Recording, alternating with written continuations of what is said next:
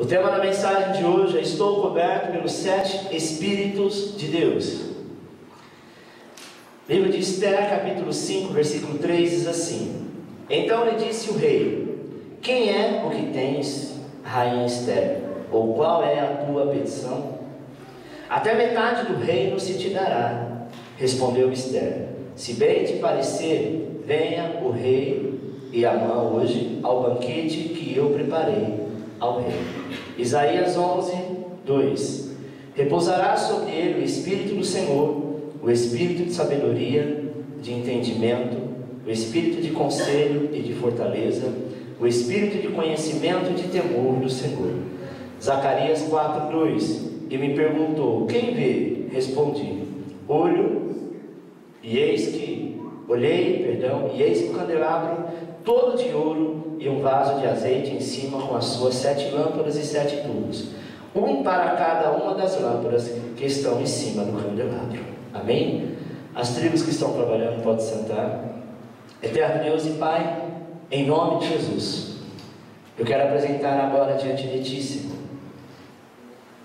a vida dos Teus filhos, e a graça do Senhor esteja sobre cada um deles, pois nesse início de dia, de campanha, nós queremos apresentar os 7 Espíritos de Deus, o Espírito de Deus ao qual nós estamos debaixo desta cobertura, a cobertura da Igreja Apostólica, a cobertura, Senhor, da unção do Senhor que está sobre nós, e a graça do Todo-Poderoso esteja com cada um de nós nesta noite, em nome do Senhor Jesus Cristo.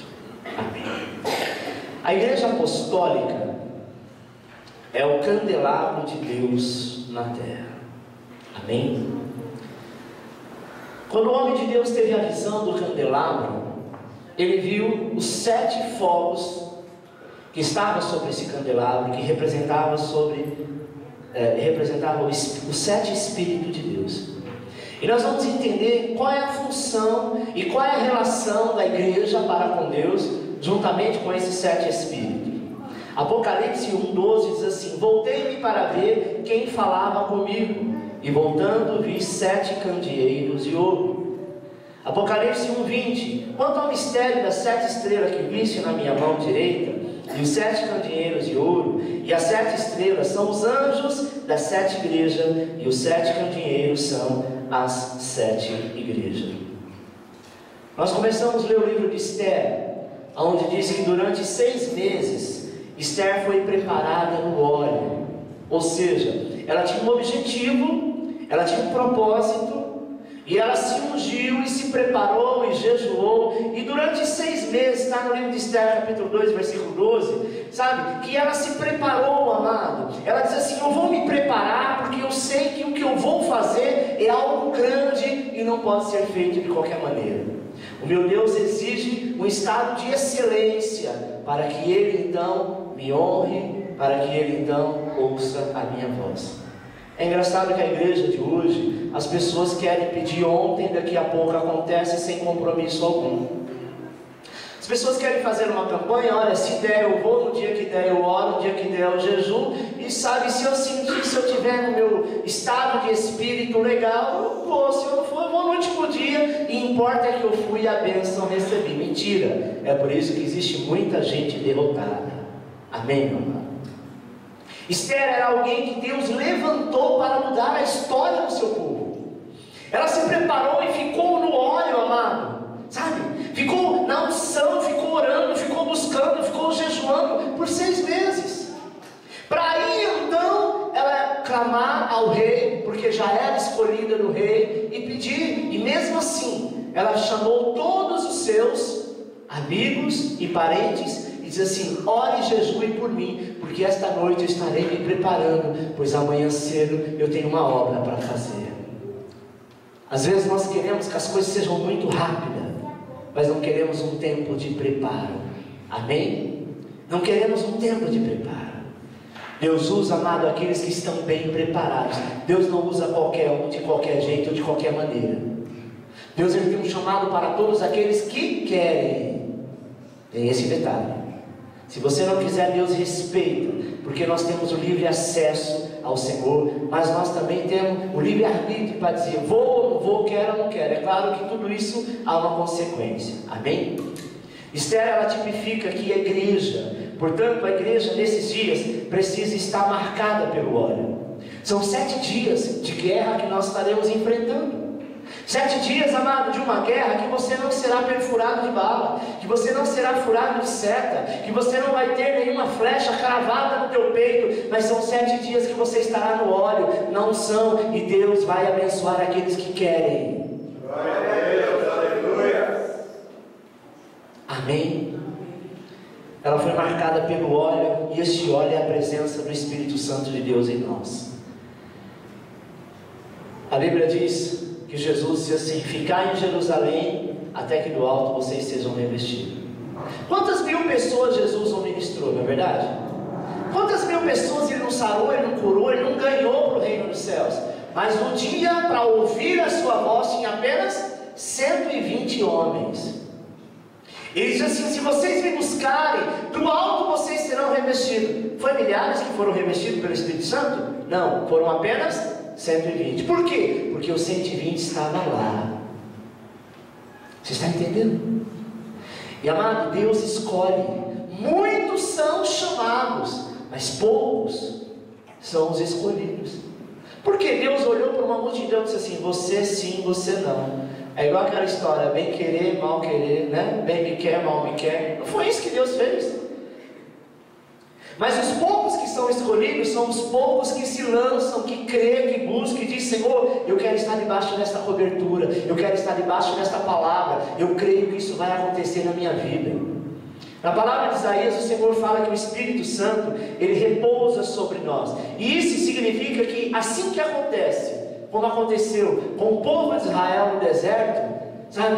Porque eles estavam lá no deserto, o Senhor enviou Moisés até lá. E Moisés libertou aquele povo.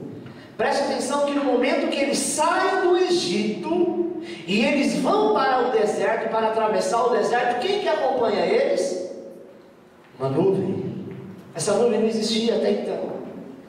Mas a nuvem era a cobertura, porque havia um enviado de Deus lá, e Deus estava dizendo através daquela nuvem: olha, está vendo esse homem que está te liberando? Está vendo esse homem que está te levando de volta para a cidade santa, para a cidade que manda leite e mel, para a cidade que eu preparei para você? Esse homem é meu escolhido, e para provar isso, eu coloco a minha nuvem diante de cada um de vocês, para que o sol não te consome, para que a tua pele não fique enferma, porque a minha glória estará contigo. Amado, quando há um enviado de Deus para guiar um povo, saiba que a nuvem de glória do Senhor também se faz presente, e Ele não mudou.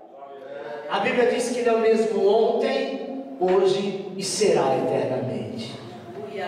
Deus. Você está entendendo? Sobre as nossas cabeças, amado, há uma nuvem que nos direciona, há uma unção, há uma cobertura espiritual. Que cobertura é essa, pastor? A cobertura é um ambiente espiritual. Portanto, nós devemos estar cobertos por esses 7 Espíritos de Deus. Que significa, amado, estar envolto por um ambiente de glória. A Bíblia diz que nós não fomos destruídos e consumidos ainda por causa da misericórdia do Senhor. O texto de Zacarias, Deus nos mostra um candelabro com 7 hastes cheias de óleo, que representa o derramar do Espírito Santo sobre a igreja.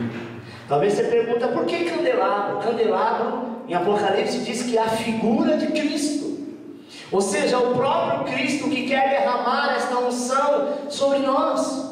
E obviamente, é como a parábola das 10 virgens. Tinha 10 virgens esperando o noivo. 5 eram prudentes, 5 eram loucas. As 5 prudentes estavam sempre vigiando. Errava, caía, mas se levantava e estava ali firme na rocha. As loucas achavam que o noivo ia demorar. E um dia o noivo volta, e elas tentam encher as suas lâmpadas com óleo. E o que acontece? Suas lâmpadas estavam apagadas. Meu irmão, Deus quer te levantar, quer acender a chama do Espírito Santo na tua vida, mas seja como as virgens prudentes. Para de ficar colocando empecilho, para de ficar colocando compromisso. O teu compromisso em primeiro lugar é com Deus. Amém? Não é com trabalho, não é com família, não é com esposa, não é com dinheiro, não é com dívida, não é com tempo, não é com nada. Porque se o Senhor falar, olha, acabou a sua família, acabou o teu dinheiro, acabou o teu trabalho, acabou a tua saúde, eu quero ver a quem você vai recorrer. Amém? O que temos, se temos, é porque Ele nos deu. Então, Ele em primeiro lugar. Jesus está, amado, anda e se move o tempo inteiro no nosso meio, porque Ele quer derramar sobre ti, e você esteja na presença do óleo, da unção. O Senhor, Ele vem buscar uma igreja cheia de óleo, cheia de graça, cheia de unção. Sabe, quando existe o óleo, existe fogo. Quando existe o óleo, existe luz. O Senhor é glorificado diante dos homens. Sabe como? Através da minha e da sua vida. Deus é glorificado quando você ora por alguém e o milagre acontece. Não é porque você é o cara, não é porque você é o santarrão, é o bom, é aquele que talvez, sabe, alguma coisa tem em você de especial. Não, é porque em você habita o Espírito Santo e Ele é glorificado. Amém? Mateus 5,14 diz assim: vós sois a luz do mundo. Não se pode esconder uma cidade edificada sobre um monte, nem se acende a candeia e se coloca debaixo do alqueire, mas no velador, e dá luz a todos que estão na casa. Jesus disse assim: olha, não se pode ver uma cidade iluminada pela glória de Deus, esconder ela no alto de uma montanha, porque quanto mais alto você tentar escondê-la, mais a luz dela vai brilhar. Não adianta as pessoas não querer enxergar em você, que busca a santidade do Senhor, a presença de Deus, a sua tribo que procura fazer a vontade do Pai. Não adianta tentar te ofuscar, porque Deus vai fazê-la brilhar cada vez mais. E se te esconder, como diz o texto aqui, sabe? Debaixo de um alqueire, sabe o que vai acontecer? Debaixo virá a luz, porque a luz de Cristo habita em vós. Mateus 5,16 diz assim: assim resplandeça a vossa luz diante dos homens, para que vejam as vossas obras e glorifiquem ao vosso Pai que está no céu. Amém? Quando eu estou embaixo da cobertura apostólica, eu recebo Apocalipse 5,6. Então vi no meio do trono e dos 4 seres viventes, e entre os anciãos de pé um cordeiro, como tendo sido morto. Ele tinha 7 chifres, bem como 7 olhos, que são os 7 Espíritos de Deus enviados por toda a terra. Primeiro Espírito, o Espírito de consolo. João 14,26 diz: mas o Consolador, o Espírito Santo, a quem o Pai enviará em meu nome, esse vos ensinará todas as coisas e vos fará lembrar de tudo o que vos tenho dito. Amém? A igreja apostólica, amada, nós somos um povo apostólico. Nós temos uma unção de consolo, de consolar. Isso já está impregnado em nós. Amém? E esse consolo é aquele que tira a dor, é aquele que traz o refrigério, a dor que está assolada no coração. E essas pessoas são fortalecidas, porque nós temos esperança que o amanhã Deus proverá. O primeiro Espírito é o Espírito de consolo, é o próprio Espírito Santo que abraça. É o próprio Espírito Santo que te usa para abraçar, para beijar, para consolar, para trazer uma palavra amiga. Esse Espírito é um dos primeiros Espíritos que Deus traz entre os seus 7 Espíritos. Consolar, e Jesus era mestre em fazer isso. Mas no mundo não tem consolo. A igreja terá o consolo.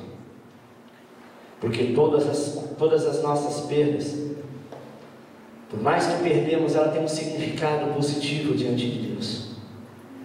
E está se cumprindo, pois tu és consolado pelo Espírito Santo.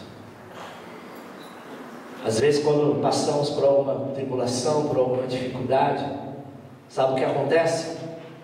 As pessoas olham para nós e assim, como você consegue passar por tudo isso? Nós não somos super especiais, nem somos lutantes, mas nós temos o primeiro Espírito, que é o Espírito de consolo, e esse Espírito nos conforta no momento da dor. E mesmo sendo consolado, temos a unção de consolar a outros que precisam da misericórdia do Senhor. E quando nós somos perguntados por que nos é feito assim, podemos encher a boca e dizer: porque o nosso Redentor vive, porque nós estamos debaixo de uma unção, de uma cobertura, porque é uma palavra dirigida para os nossos dias. Amém? Segundo, o espírito de discernimento. 1 Coríntios 2,14. Ora, o homem natural não aceita as coisas do Espírito de Deus, porque eles são loucura, e não pode entendê-las, porque elas se discernem espiritualmente. Sabe o que vai acontecer contigo, meu amado? Quando você estiver lá na tua tribo ministrando, quando você sair da tua casa e dizer: meu Deus, aquela família tem um problema terrível, é um problema familiar, é um problema sentimental, é um problema de demônio, sabe o que vai acontecer? O Espírito de Deus vai te trazer o discernimento de como fazer, de como agir. Espírito de discernimento vai mostrar a diferença daquele que tem a unção, sabe? E essa unção é sobre a tua vida. O Espírito de discernimento é exatamente o que está escrito em Lucas 12:2. Esta é uma lei espiritual. Lucas 12:2 diz assim: mas nada há encoberto que não haja de ser descoberto, nem oculto que não haja de ser sabido. Fique em paz, porque o Senhor revelará. Você está indo a propósito, você está indo na batalha. É diferente de um profissional que trabalha para uma empresa e ele nunca viu aquilo. É um fato novo. Ele não estudou sobre aquilo e não tem quem o oriente. Mas o nosso trabalho é para o reino de Deus.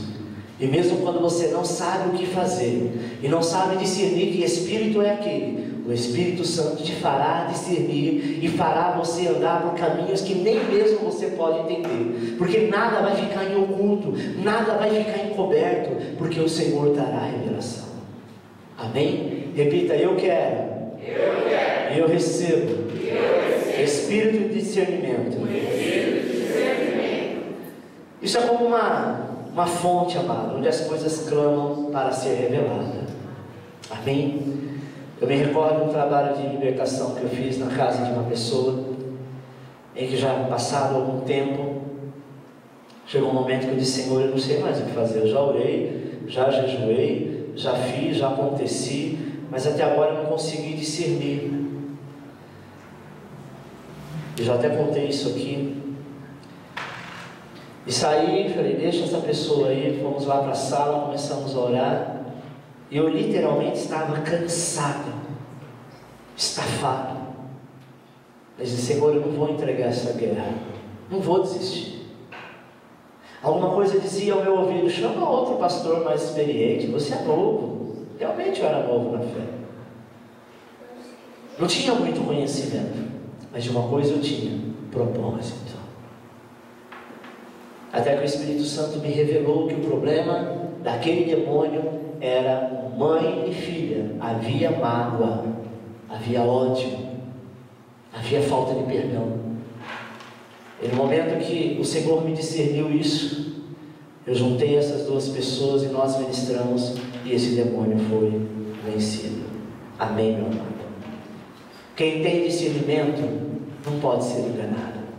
A pessoa pode estar com lágrimas nos olhos, chorando, dizendo, sabe, contando uma história linda. Aparentemente você vai ficar comovido, mas o Espírito Santo diz: não olhe as suas lágrimas.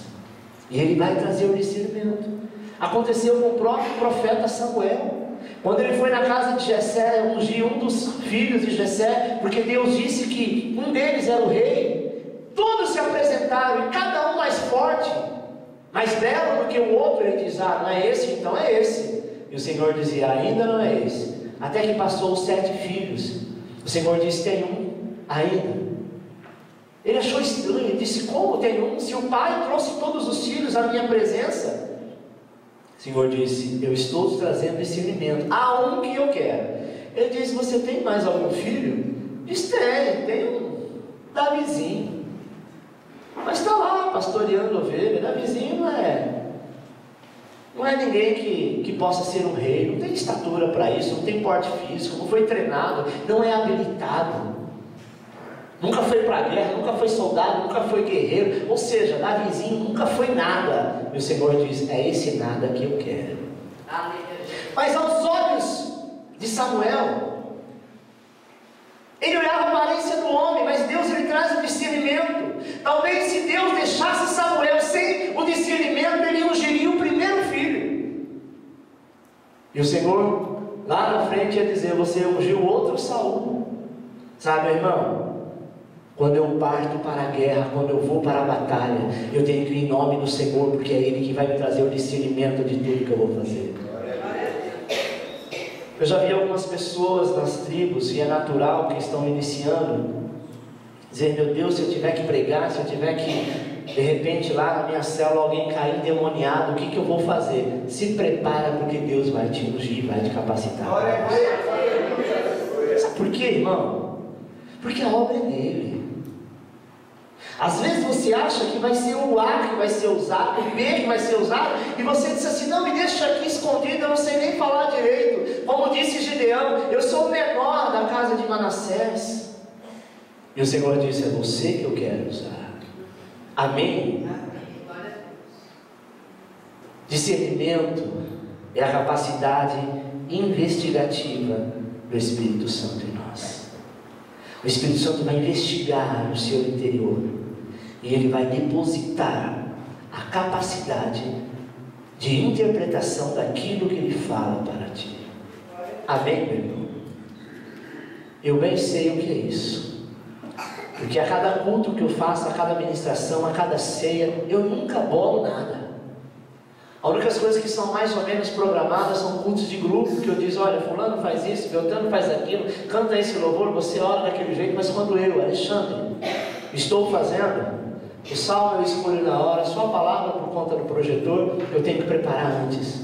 Mas no demais é tudo pelo Espírito, é tudo pelo discernimento. A hora que eu vou orar, como eu vou fazer, do jeito que vai ser ministrado, eu tenho a certeza que aquele que me chamou para a obra vai me capacitar. Isso já fazem 20 anos que é desse jeito. Eu tenho certeza do que eu estou dizendo. Deus fará o mesmo contigo. Amém? Terceiro, o espírito de excelência. Daniel 5,12 diz assim: porquanto espírito excelente, conhecimento e inteligência, interpretação de sonho, declaração de enigmas e solução de casos difíceis se acharam neste Daniel. E quem o rei pusera o nome de Beltesazar, chama-se, pois, a Daniel, e ele dará a interpretação. Deus colocou um espírito em Daniel, amado, e que eu oro todo dia, para cada dia isso venha ser mais preciso na minha vida. Espírito de excelência. Nós precisamos buscar isso, adquirir isso.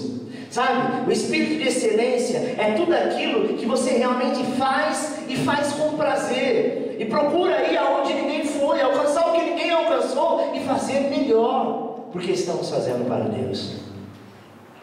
Tudo aquilo que é negligente, que é relaxado, tudo aquilo que é mal feito, tudo aquilo, amado, que é miséria, retrata aquilo que é de Satanás, porque Satanás é repetitivo, sabe, nos seus atos, nas suas atitudes e nas ações das pessoas. Aonde existe mais miséria, aonde existe coisas destruídas, mal feitas, é exatamente aonde se cultua demônio. Você entra numa casa e você vê uma casa obscura, um lugar onde você sente, sabe, cheiro de sujeira, cheiro de coisa em estado de apotrificação, e esta pessoa, ela continua aquilo como se nada tivesse acontecido. Este é um ponto visível onde Satanás se aloja. Espírito de escassez, de miséria. Tem gente que ganha dinheiro, tem dinheiro, mas tem um espírito de miséria. Às vezes a pessoa diz: olha, eu não sei, minha vida não vai para frente, as coisas não andam, talvez na vida amorosa, financeira, é na família, e nós começamos a detectar: Senhor, aonde Satanás está alojado nesta casa? Aonde ele está alojado nesta família? A falta de excelência. mas a excelência está em nós. E o Senhor vai abrir os teus olhos para que você possa detectar. Eu conheci uma pessoa que era da minha igreja, e um dia ela disse: pastor, eu quero ser diaconisa. Eu disse: amém, nós precisamos conversar. Aparentemente ela era uma bênção, até o dia que eu fui à sua casa. E quando eu cheguei na casa desta mulher, eu me espantei de tanto cacareco que ela juntava. No começo eu via assim a estante cheia de coisa, mas era muita coisa, muita coisa. Eu disse: esses móveis eram da sua mãe, da tua avó? Ela disse: não, eu ganhei. Tudo que tem na minha casa foi ganhado, Deus me deu. Eu falei: está amarrado, Deus não dá isso para ninguém não. Pensei comigo. E aí tinha um quarto. Amados, o corredor da igreja aqui era mais largo, para poder passar. Um monte de coisa velha, suja. Roupa se usava e ia jogando lá. Você via que tinha resto de comida, tampa de garrafa, coisas imundas, parecia um lixão. Eu disse: minha irmã, você quer ser diaconisa, você primeiro precisa ser liberta. Ai, pastor, misericórdia. E aí a gente é obrigado a abrir. Minha irmã, a tua casa é um antro de demônios. Você está me chamando de endemoniada? Quase. Porque se você mantém a sua casa desta maneira, e aí tentou jogar culpa no marido, nos filhos, não, você é a rainha do teu lar. Eu estou citando um exemplo, tem N exemplos. Satanás se aloja no meio da sujeira, Satanás se aloja em coisas antigas, porque a maioria das coisas antigas está ligada ao passado, a pessoas que morreram, a pessoas que deu aquilo, porque foi, sabe, aquilo lá foi apresentado lá na Aparecida do Norte, alguma coisa, a pessoa não liga para isso, mas liga para um sentimento que traz destruição. A casa do crente, ela pode ser simples, pobre como for. A pessoa tem que entrar e sentir a paz do Senhor. Porque se for o contrário, amado, temos que ser igual aqueles caça-fantasma, sabe? Detectar. E eu estou dizendo isso porque eu estou falando para tribos. Vocês vão entrar em lugares que vocês vão sentir arrepio. É claro que nem sempre nós podemos falar, mas vocês podem falar entre si. Vamos orar, vamos jejuar, vamos pedir que a unção, o sol da justiça entra neste lugar.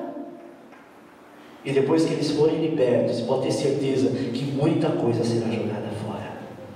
Sabe qual é a excelência dos homens de Deus? Eles entravam nos lugares e falavam. Sabe qual foi a excelência de Paulo? Ele chegou numa cidade e por alguns dias tinha uma mulher lá, e um homem, algumas pessoas que eram como se fossem mágicos, adivinhava tudo. Sabe aqueles videntes? Até o momento que ele passou e disseram assim: aí vai o nome de Deus. Ele volta indignado, estende a mão e fala: está repreendido, Satanás, em nome de Jesus. E aquela pessoa ficou liberta. E o que seria a pessoa que ganhava dinheiro com essa ficou indignada com ele. Até expulsaram da cidade. Tem coisas que podem ficar indignadas contigo, mas não se calem, porque você tem um espírito de excelência. Amém? A palavra excelência no grego quer dizer lançar algo além. Ou seja, por isso que na igreja apostólica a excelência significa fazer o que os outros tentaram e não conseguiram. Isso é realizar o impossível. Talvez muitas pessoas passaram por lá, mas não conseguiram. E Deus vai te trazer esse espírito de excelência para que você, sem fazer força, traga a excelência e a mudança aconteça. Amém? Quarto, espírito de restauração ou espírito de Elias. Mateus 17:11 diz: então Jesus respondeu: de fato, Elias virá e restaurará todas as coisas. Amém? Esse é um espírito, ou seja, é um segredo espiritual. É exatamente por isso que às vezes o falido, as coisas falidas, as coisas ruim nos atrai. Atrai o quê? A nossa atenção. Esse espírito nos leva a investir naquilo que estava falido, naquilo que ninguém acreditava, naquilo que ninguém dava jeito, naquilo que não tinha mais jeito. Porque a tua visão a partir de agora, meu irmão, será a visão de restauração. Aquilo que disseram que não tinha jeito, aquelas pessoas falidas no mundo espiritual, você vai chegar lá e verdadeiramente esse Espírito pousará sobre ti, exatamente como agia na vida de Elias. Elias foi um grande restaurador, amém? Foi um homem muito usado por Deus para restaurar as coisas, para aquilo que já não tinha mais jeito acontecer. Elias foi um homem que alguns teólogos o compararam com os mesmos milagres de Jesus. Sabe por quê? Porque ele tinha ousadia de fazer. Ele não tinha medo do que iam pensar, do que iam, dizer. Ele ia e fazia, porque fazia com excelência. Para você que é um homem apostólico, o vale de ossos secos não pode ser o fim da linha, mas o início de um novo tempo. Você vai chegar numa casa e vai estar como um vale de ossos secos. Sua vontade, talvez como homem, como ser humano, é dizer, vamos embora, porque aqui já está morto. Aqui, olha, já está seco, não tem mais jeito. E Deus vai te dizer, vou te usar como usei o profeta, para fazer desse vale de ossos secos se levantar e viver. Amém? Vale de ossos secos para nós, amados, sempre será um tesouro da lei. Porque aquilo que não havia nada, Deus traz uma grande e poderosa abundância. Amém? O espírito de restauração. Eu coloquei aqui uma fênix, que é conhecido como da cinza renasce. Não seria o melhor exemplo, né? Porque isso vem de uma mitologia. Mas nós sabemos que muitos não creram em ti e verão renascer sobre a tua vida um tempo de milagre. Quinto espírito, espírito de guerra. 1 Crônicas 12:8 diz: dos gaditas passaram-se para Davi a fortaleza no deserto, homens valentes, homens de guerra para pelejar, armados de escudo e lança, seu rosto era como de leão, eram eles ligeiros como gazelas sobre os montes. A tribo de Gade, eles eram guerreiros que se vestiam e colocavam sobre a sua cabeça a cabeça de um leão. O rei, a tribo de Gade, o líder, usava desta forma. Por muitas vezes as suas roupas eram feitas de pele de animais ferozes, por isso que eles eram chamados de homens de guerra. E Davi, usou muito os gaditas, a tribo de Gade, para vencer as suas guerras, e foi com ele que ele se aliou, que ele se aliançou para tomar o reino. Meu irmão, nós precisamos entender que Deus tem para nós o espírito de guerra, e o espírito de guerra é sempre estar pronto para levantar, sempre estar pronto para guerrear, seja o que for. O povo judeu é o povo que mais luta. Nós chamamos Jerusalém de Terra Santa, e tem lugares no mundo que conhecem, o povo judeu como povo de guerra. Jesus, ele disse assim: eu não vim trazer paz, não, eu vim trazer guerra. Não tenho paz com esse mundo. Com este mundo eu tenho guerra, e os meus verdadeiramente guerrearão e alcançarão os seus objetivos. Às vezes nós somos, deixamos de ser cristão na hora errada,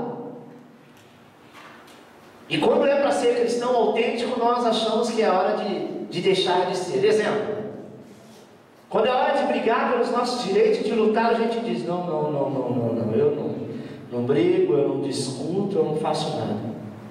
Quando é hora de você brigar, é hora de você entender, de você acrescentar, de você apaziguar, você consolar, e você quer brigar, e você quer discutir, dizendo que não aceita. Aquilo que é errado, aquilo que contradiz a palavra de Deus, nós temos que nos levantar como homens de guerra. Amém? Quando você foi levantado para estar numa casa, para abençoar, e algo lá contradiz o que a palavra de Deus diz, se levante como homens de guerra e lute até alcançar a vitória. Amém, meu irmão?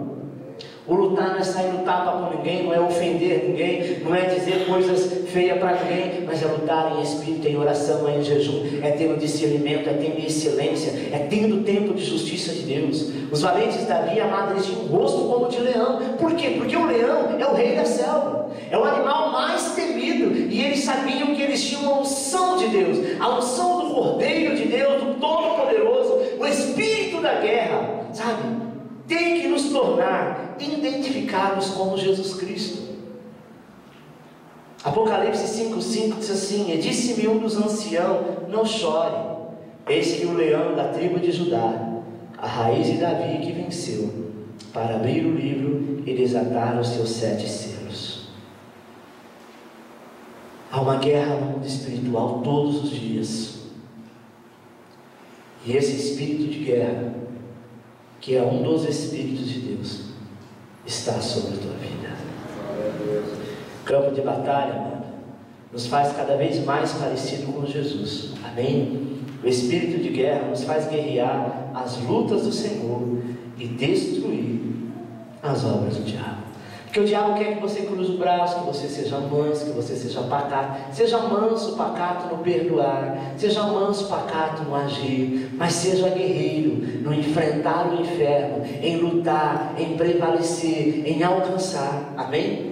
Sexto, o espírito de maravilha, 2 Coríntios 12:12. Pois as credenciais do apostolado foram apresentadas no meio de vós, com toda persistência, por sinais, prodígios e poderes miraculosos. Amém? Espírito de maravilha significa realizar o que nunca foi realizado. Você vai chegar em lugares e falar: irmão, você está vindo aqui, amém, você quer fazer a campanha? Glória a Deus, mas olha, já veio outros crentes de outros lugares, já orou, já expulsou, já ungiu, já trouxe água santa, água benzida, e nada aconteceu. Tem uns que dizem assim: então não adianta não, né? Vamos embora. Isso não é excelência, sabe? Isso não é maravilha. Maravilha é fazer o que ninguém nunca conseguiu fazer. Diz: mas nós estamos aqui porque nós somos uma tribo ungida, consagrada pelo Senhor, e nós viemos aqui não para nos aparecer, mas que o reino de Deus apareça. Vai acontecer, e a maravilha realmente acontece. Amém? O diabo, amado, só pode imitar, mas ele não pode criar. Tenha certeza disso. Ele pode até imitar algumas coisas que por aí dizem que foi milagre, mas ele jamais cria. Amém? O espírito de maravilha cria, o espírito de maravilha traz a existência. Romanos 4,17 diz assim: como está escrito, por Pai de muitas nações te construí, perante aquele no qual creu, a saber Deus, o qual vivifica os mortos e chama as coisas que não são como se já fossem. Chamar a existência é isso. Amém? Jesus, quando ele olha por Lázaro, ele chama a existência. Ele diz: Pai, eu te agradeço por esse milagre alcançado. Ele não tinha orado por Lázaro ainda, mas ele já agradece dizendo: eu agradeço ao Senhor por este milagre que eu já alcancei. Após ele orar, ele diz: Lázaro, sai para fora. No momento que ele estava agradecendo, chamando a existência, sabe o que aconteceu? Lázaro já estava sendo ressuscitado, já estava saindo do lugar onde ele estava. E quando Jesus disse: sai para fora, ele já estava perto da porta de saída.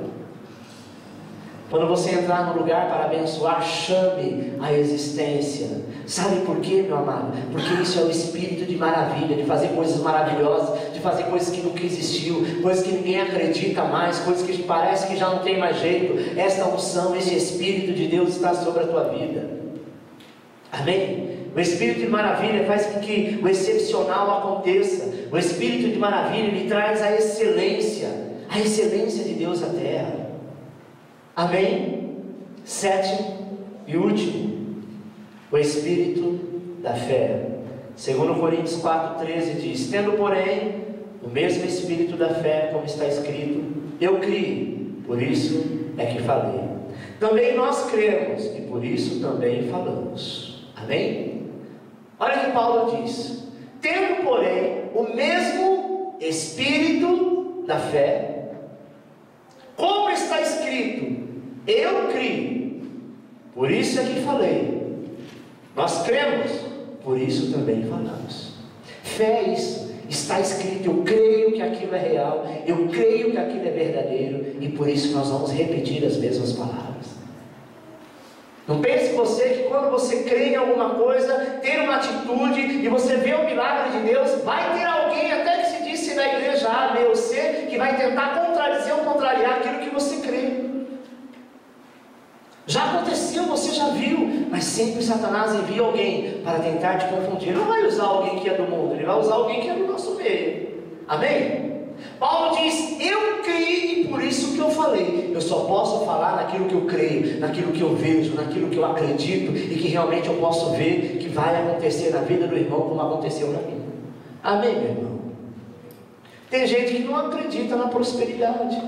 Tem gente que não acredita em falar em línguas. Tem gente que não acredita no dom de cura. Tem gente que não acredita em uma série de coisas. Mas não é porque eles não acreditam que não exista. E se eu creio, eu anuncio. E se eu anuncio, Deus traz a existência. Isso é fé. O apóstolo disse que fé é o firme fundamento das coisas que não se vê e nem pode se tocar. Fé não se toca, fé não tem peso, fé não tem cheiro. Fé é como água. Não tem cor, não tem cheiro, não tem gosto. Mas todos nós necessitamos dela para viver. A fé é exatamente isso. Você precisa ter e fazer crescer para que a sua tribo seja reconhecida diante de Deus. Amém? O Espírito da fé ele nos faz diferenciados. O Espírito da fé nos faz crer. O Espírito da fé nos faz viver no meio de uma geração incrédula. Se a gente começar a analisar todos que já caíram, que já pecaram dentro do meio evangélico, todos os escândalos que a gente já viu no meio evangélico, se não fosse a nossa fé, nós estaríamos caindo como o mundo está. Não é verdade? Porque sempre vai ter alguém para levantar e colocar uma pulga atrás da orelha, para colocar uma dúvida. Ô meu amado, ou você crê ou você não crê. A fé é igual confiança. Você tem um marido, você tem uma esposa. Se toda vez que ele sair para trabalhar, ou que ela sair para trabalhar, você ficar colocando caraminhola na cabeça, ou ficar ouvindo alguém dizendo, olha, será que foi trabalhar mesmo? Você vai viver um inferno. Ou você crê, ou você confia, ou você não confia. O Espírito da fé nos faz conectado com o Senhor. O Espírito da fé nos mostra a evidência de Deus. Amém? Eu quero concluir com uma oração profética. Ela vai estar no quadro e você vai estar lendo junto comigo. Levante a sua mão e repita por fé. Eu declaro. Não, pode ler junto. Eu declaro que estou debaixo de cobertura apostólica e que os 7 Espíritos de Deus estão sobre mim. Eu profetizo que todas as bênçãos nas regiões celestiais em Cristo Jesus estão sobre a minha vida, sobre a minha tribo. Profetizo que vou realizar